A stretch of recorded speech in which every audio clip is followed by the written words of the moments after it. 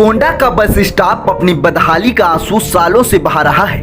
कई सरकारें आईं और कई गई, लेकिन जिले के बीचों बीच बने बस स्टॉप की हालत ज्यों की त्यों बनी हुई है।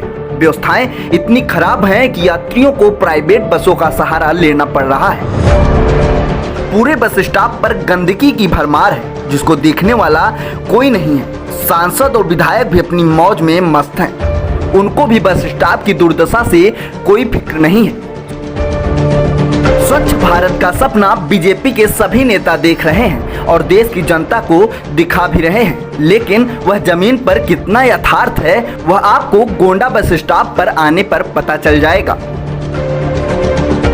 वहीं उत्तर प्रदेश सरकार की मंत्रिमंडल अपने अपने विभाग की व्यवस्था को सुदृढ़ बनाने को लेकर काफी सजग है, जिसको लेकर जिलों में आए दिन औचक निरीक्षण किया जा रहा है। उसी क्रम में परिवहन मंत्री दयाशंकर सिंह ने बुधवार की शाम गोंडा जिले के रोडवेज बस स्टेशन का औचक निरीक्षण किया। निरीक्षण के दौरान मंत्री को बड़े पैमाने पर निर्माण कार्यों में अनियमितता और कर्मचारियों की लापरवाही सामने आई है, जिसके बाद मंत्री ने कार्यदायी संस्था का भुगतान रोकने के साथ साथ जांच के आदेश दिए हैं। आपको बता दें, मुख्यालय के रोडवेज बस स्टॉप पर बुधवार को अचानक पहुंचे परिवहन मंत्री दयाशंकर सिंह ने वर्कशॉप तथा बस स्टेशन पर हो रहे निर्माण कार्यों सहित सुलभ शौचालय रोडवेज बस स्टेशन का निरीक्षण किया। मंत्री के निरीक्षण के दौरान सुलभ शौचालय में भीषण गंदगी पाए जाने पर मंत्री ने ARM को जमकर फटकार लगाई। वहीं निर्माण कार्यों में बड़े पैमाने पर अनियमितता पाए जाने पर मंत्री ने कार्यदायी संस्था का भुगतान रोकने का निर्देश दिया है। मंत्री के सामने ही रोडवेज बस स्टेशन की कई बसें फर्राटा भरते नजर आईं, जिस पर मंत्री ने RTO पर नाराजगी जताते हुए प्रमुख सचिव से बात की। पत्रकारों से रूबरू होते हुए मंत्री ने कहा कि यदि RTO प्राइवेट बसों को नहीं रोक पाते हैं तो उनके विरुद्ध कार्रवाई की जाएगी। उन्होंने कहा कि प्रदेश सरकार लगातार यात्रियों को बेहतर सुविधा उपलब्ध कराने के लिए सतत प्रयास कर रही है। प्रदेश में 150 नई बसें खरीदी गई हैं, जिसमें गोंडा को भी 2 नई बसें मिली हैं। जल्द ही कुछ और नई बसें यहां उपलब्ध कराई जाएंगी।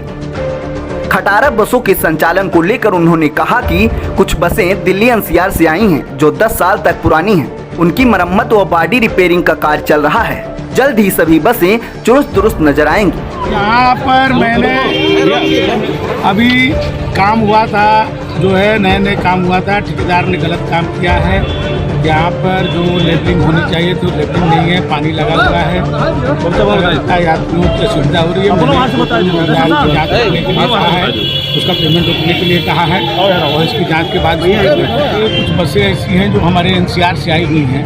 वहाँ पर 10 साल के ऊपर की बसें नहीं चलती हैं, वो बसें यहाँ पर आई हुई हैं। उसके लिए उनका मरम्मत किया जा रहा है, मरम्मत के लिए चलाया जाएगा। और नई बसें अभी आ रही है। अभी मैंने 150 बसें अभी नहीं दिया, आपके जिले को भी 2 बसें मैंने दिया है और अभी और बसें हम 1150 खरीद रहे हैं। उसकी बॉडी बन रही है, वहाँ से भी अभी बसें हम नहीं लाएंगे, फिर पुरानी बसों को अभी परिवहन मंत्री दयाशंकर सिंह निरीक्षण के बाद सीधे भारतीय जनता पार्टी के दिवंगत क्षेत्रीय अध्यक्ष शीश नारायण मिश्र के 13वीं संस्कार में उनके घर तथा टाउन हॉल में कार्यक्रम स्थल पर पहुंचकर उन्हें श्रद्धांजलि दिया।